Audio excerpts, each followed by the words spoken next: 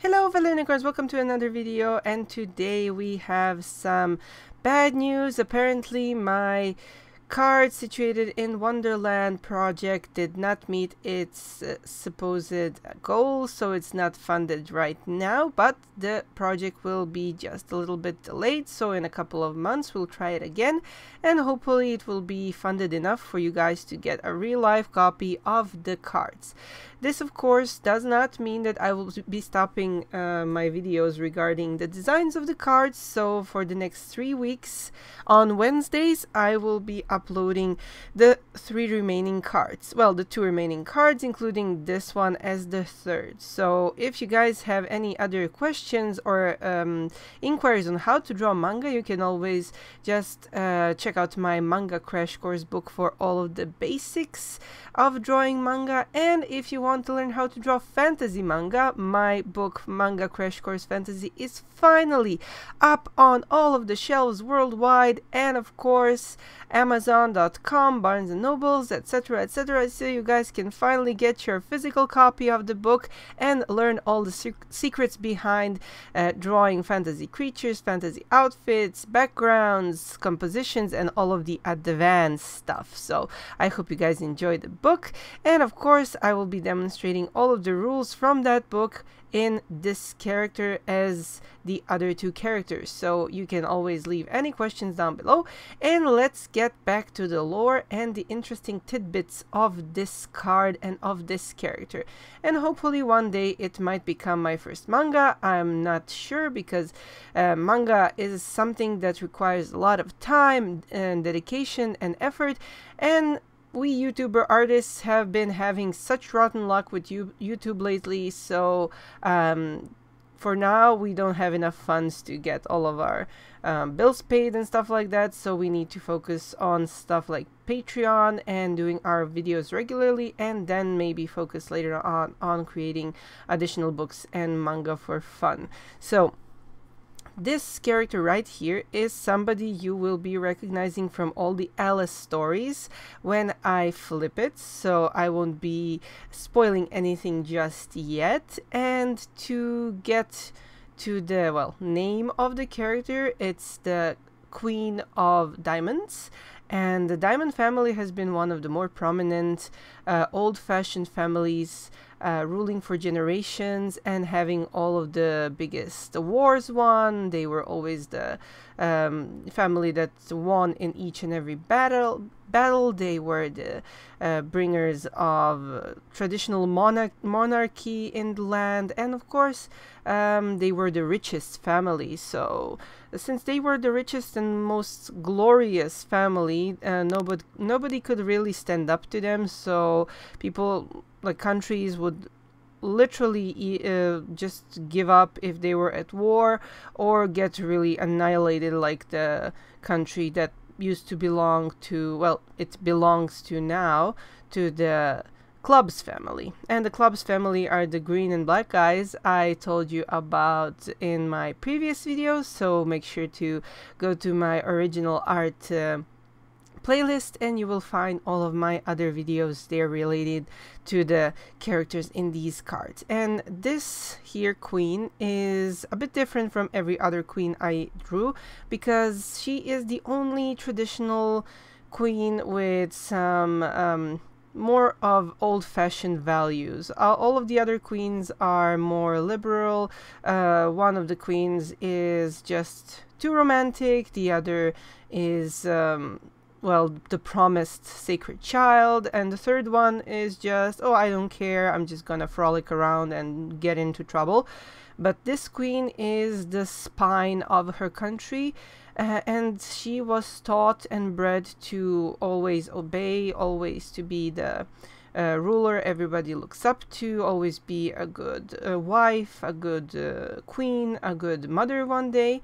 But sadly, sometimes stuff in life don't go always as planned. She and her husband didn't have any luck in having a child, so she was in a lot of mental pain because of this, and she keeps hoping to have an heir to the throne, and she still loves her husband, but when you're in their age and don't have luck having kids, stuff gets really hard, stuff gets really difficult for people to continue loving each other, and especially since they are always expected to be the calm ones, the rulers with no flaws, the rulers to be there for everybody, and nobody ever like questions it if they are the ones who are suffering or if they need some support and guidance, because they are the main people and they should be looking after everybody.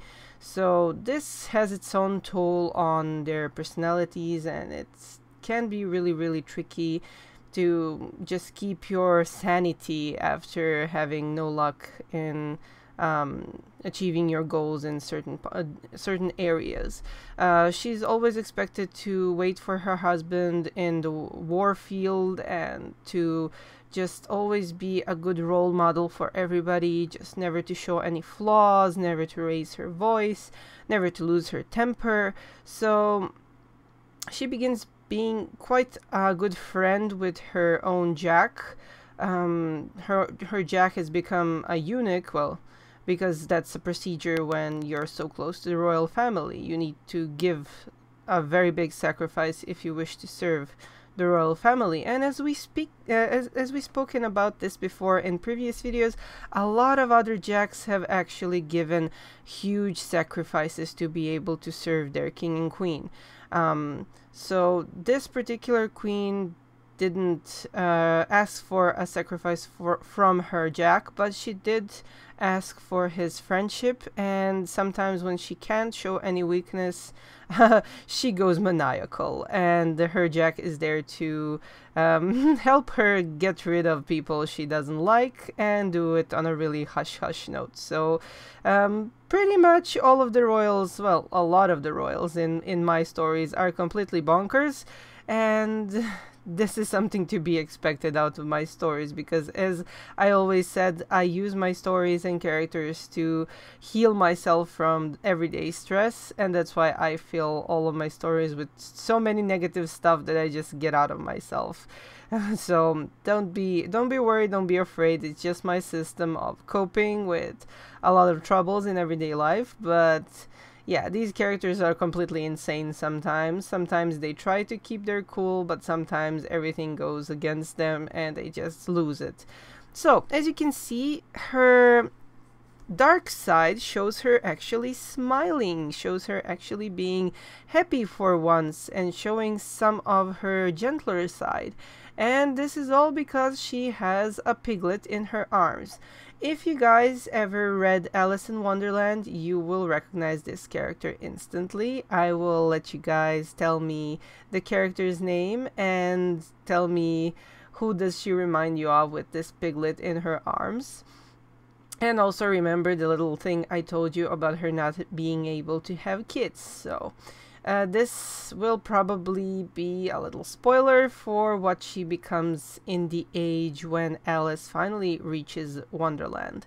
And this is her as her happy self. This is, I think, one of the rare cards where the dark side actually shows the person being happy. So I hope you guys see the connection, and tell me in the comments down below who do you think she is. And if you even like Alice or have ever read or watched any adaptations of Alice in Wonderland. I personally love the whole lore, and I love how silly and chaotic it is, and it's just it's a setting that makes you make up your own rules and not really bother yourself with too many like obligations toward the story or anything like that. So this character I enjoyed creating because she is supposed to be like the typical regular norm of a ruler, a female ruler that needs to always be at her best behavior. And I don't know if you guys have noticed, but I made her a little bit more curvy than all the other queens, because I wanted to show that she is more mature, that she is more of a different type of a body, and I really wanted to show this in one of the cards because I believe in body positivity, but usually manga as a style restricts this, and I really want to make sure to include many different styles of characters visually and mentally in my stories. So this is just a slight hint, just a slight beginning, but don't worry, in my new book we have a really good diverse example of different body types, so make sure to check that out. And as always, I'm using Copic markers to get my artwork done for this project. It's something that's making the cards look uniformed, and every color is similar to every other color of that type in the other character.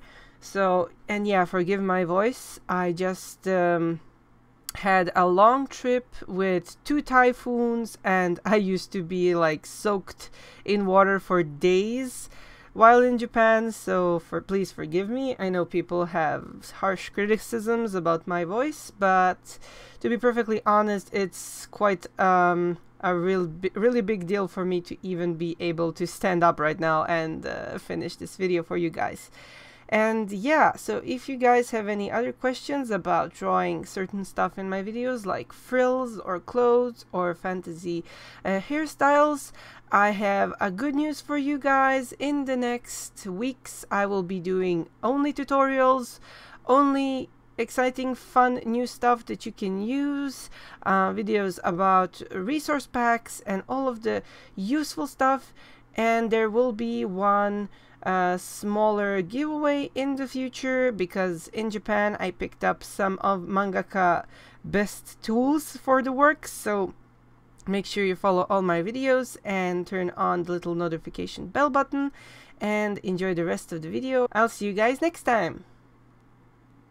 I hope you guys enjoyed the video, and if you would like to learn how to draw manga, please check out my book Manga Crash Course, available in 4 different languages, as well as my latest book Manga Crash Course Fantasy.